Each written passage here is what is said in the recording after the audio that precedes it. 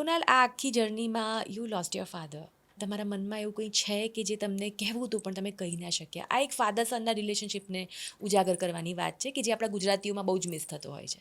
મને ક્યાંક એવું લાગે છે, એક જ લાઇનમાં હું કહીશ કે એક પરિભાષા હોય ને કે પિતાનો પ્રેમ તમે કહેવાય ને કે બહુ એક્સપ્રેસિવ નથી હોતો. મારા પપ્પાએ તો જે સીમા પાર કરી છે એ પ્રેમ એક્સપ્રેસ કરવાની, કદાચ I guess I feel very fortunate that way. There is no complain કે કશું જ મારે વિચારવું નથી એ વિશે. પણ એમણે જે કર્યું મારા માટે એ કદાચ આઈ still don't have words to say that. But હા, કોઈ જ એવી કમ્પ્લેન નથી કે કોઈને હું એના વિશે કશું વિચારતો નથી. પણ એ જે એક્સપ્રેશનની જે ચરમસીમા પાર કરી નાખી મારા ફાધરે, એ ખાલી હવે એવું છે કે હવે એ અહીંયા રહ્યા નથી અને હું આ કહી રહ્યો છું એમના માટે. સો એ ગમ હંમેશા રહેશે અને એ રંજ રહેશે હંમેશા કે હું એમને ક્યારે એટલું કહી ના શક્યો. તો એવી કોઈ એક પર્ટિક્યુલર મોમેન્ટ છે જ્યારે તમને આ વાત હિટ થઈ કે આવું થયું ને ત્યારે મને રિયલાઇઝ થયું કે ઓ માય ગોડ, આ પપ્પા નથી, મારા માટે ભગવાન બની ગયા. હા, મારા માટે those were my first words to my family members કે એ મારા માટે ભગવાન થઈ ગયા. એ I still don't have words to say that. તો એવી કોઈ વાત કે જે તમારે એમને કહેવી હતી ને કહી ના શક્યા? કદાચ હું થોડો વધુ સમય એમને પણ આપી શકતો, કદાચ હું થોડો વધુ કમ્પોઝડ રહેતો, કદાચ નાની નાની વસ્તુઓ બેસીને લાંબા સમય સુધી હું એમને સમજાવતો, તો things would have different maybe. પણ એ કહેવાય ને એ you don't realize as and van.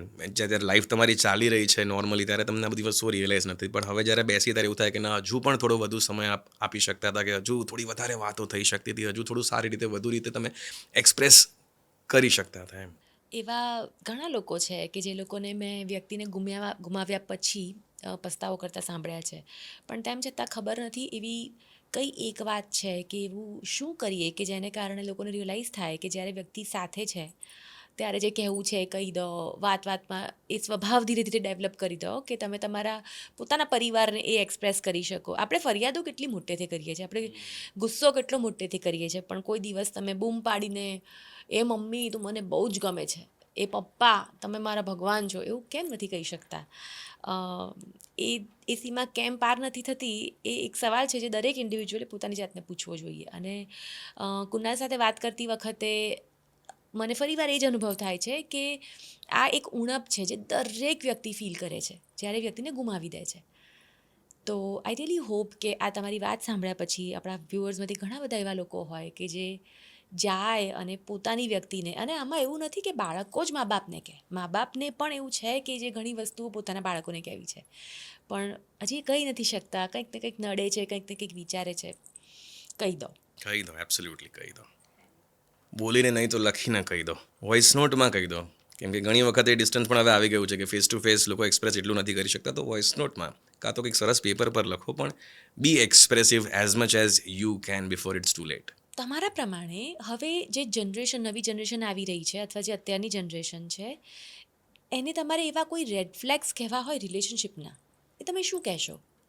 કે શું છે કે જે જુઓ, સાંભળો, અનુભવો તો પહેલાં ચેતી જાઓ, આ બદલાઈ જશે અથવા સમય બદલાશે ની રાહ ના જુઓ? બહુ ઊંડો વિષય છે આખો રેડ ફ્લેગનો.